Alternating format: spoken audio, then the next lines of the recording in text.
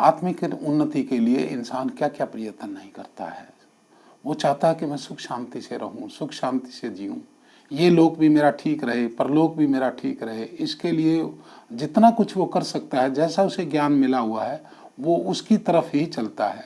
मंदिरों में जाता है, मस्जिद, गुरुद्वारों, सत्संग घरों, सब जगह जाता है। जहाँ जहाँ उसकी भटकना जब तक बंद नहीं होती, वहाँ वहाँ जाता है। उन सब को मानता है, पीरों को, पैगंबरों को, धार्मिक स्थानों को, ग्रंथों को, पोथियों को, सबको मानता है। और फिर उनको ये समझता है कि मैं ही जिस चीज़ को मान रहा हूँ वही सबसे बड़ी है, दूसरे सब लोग उससे छोटे हैं। इन सब को मानते हुए आपस में लड़ाई झगड़ा कितना कितना, अच्छा फिर धार्मिक स्थानों में बढ़ चढ़ के हिस्सा लेते हैं हम। इससे एक और अहंकार का डर रहता है। इनके प्रति श्रद्धा बिल्कुल ठीक है, श्रद्धा होनी भी चाहिए, संतों के प्रति, धार्मिक ग्रंथों के प्रति हमारी आस्थाएं होनी चाहिए और इनके प्रति हमारा मान सम्मान होना चाहिए। इनके उसमें लेते हुए फिर इनके लिए लड़ने झगड़ने को भी तैयार हो जाता है। एक छोटी छोटी बातों के लिए एक दूसरे से हम बैर द्वेष करते हैं, लड़ाइयाँ झगड़े होते हैं, खून खराबे होते हैं। लेकिन सिर्फ जब हम इनमें गहराई से जाते हैं तो फिर अहंकार भी आता है, मैं बड़ा सेवादार हूँ, मैं बड़ा भगत हूँ, मैं बड़ा दानी हूँ। इस तरह का अहंकार और भी इसमें खतरनाक साबित होता है। जबकि ये जितने भी धार्मिक ग्रंथ हैं सब संतों ने ही लिखे हुए हैं, ये संतों का ज्ञान है इसमें।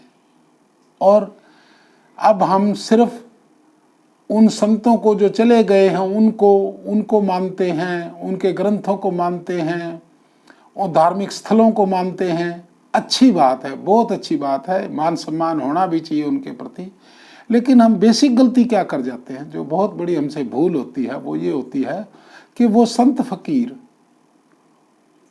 और उन्होंने जो ग्रंथ लिखे हैं, जो उन्होंने बातें कही हैं और जो उन्होंने अपने तजर्बे लिखे हैं, वो हैं क्या, हम उनकी तरफ तो ध्यान नहीं देते। इन ग्रंथों में क्या लिखा हुआ है, उन संतों फकीरों ने क्या कहा है, उनकी तरफ हमारा ध्यान नहीं है। उनको मानते हैं। बेसिक गलती क्या होती है, उनको तो हम मानते हैं, अच्छी बात है, उनकी नहीं मानते। उन्होंने क्या लिखा है उसमें पढ़ें लिखें और उसको पढ़ें। खाली पढ़ने से काम नहीं चलता है। पढ़ाई तो ऐसा है, उन संतों फकीरों के पास गए, उनके ज्ञान को पढ़ा, पढ़ के ऐसा हो गया जैसे स्कूल में दाखला ले लिया। अब स्कूल में दाखला ले लिया तो पढ़ना तो पड़ेगा ही, मेहनत करनी पड़ेगी।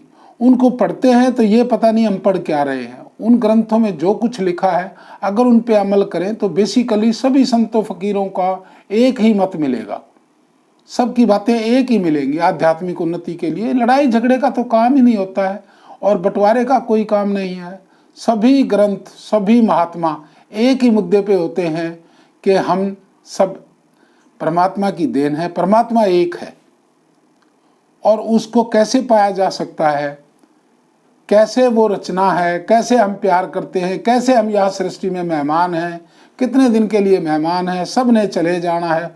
सारी प्रेम प्यार का कितना प्रचार करते हैं वो लोग, और फिर हम छोटी छोटी बातों में बांट के छोटे छोटे वो सब संसार के लिए करते हैं और हम उनके साथ कितना अन्याय करते हैं कि छोटी छोटी चीज़ों में बांट लेते हैं, छोटे अपने मजहबों में बांट लेते हैं, अपनी जातियों में बांट लेते हैं। जो महात्मा सारे संसार के लिए आया था, जो ग्रंथ सारे संसार के लिए लिखे गए हैं, उनको हम छोटी छोटी चीज़ों में बांट लेते हैं, अपने अपने एरिया में बांट ले, चाहे हमें उनको पढ़ा ही नहीं है कभी, लेकिन उनमें क्या लिखा है, जब तक हम उनमें क्या लिखा है और उसको खाली लिखने से नहीं, उस पर अमल नहीं करेंगे, जब तक ध्यान से नहीं पढ़ेंगे, उन पर अमल नहीं करेंगे, तो तब तक हम आत्मज्ञान की राह पर बिल्कुल भी नहीं चलेंगे। पढ़ने से खाली से काम नहीं चलेगा। और मनुष्य की मंजिल, उन सब ने एक ही बात बताई है, परमात्मा को पाना मनुष्य की मंजिल है। उससे कम में मनुष्य को कोई समझौता नहीं करना चाहिए। नहीं, ये जीवन व्यर्थ है अगर परमात्मा से कम में कोई समझौता करे और खाम खा के कष्ट उठाए, तो परमात्मा की प्राप्ति ही हमारा सब सारी सृष्टि में सब मनुष्यों का एक एम है। और सभी संत फकीर ग्रंथ यही चाहते हैं। हमारे लड़ाई झगड़े हमारी बेवकूफ़ियों की वजह से हैं, जो हम समझते नहीं हैं। इनको खाली अगर मान लो पढ़ भी लेते हैं तो इनका गहराई से अध्ययन, इसमें क्या पढ़ा है, क्या उन्होंने लिखा है, इस बात पे हम अमल नहीं करते हैं। अगर इस बात को पढ़ के उस पर अमल करें तो फिर हमारी आध्यात्मिक उन्नति को, आत्मज्ञान को कोई नहीं रोक सकता। ये सबसे पढ़ना, उस पर अमल करना, यह सबसे सरल मार्ग है।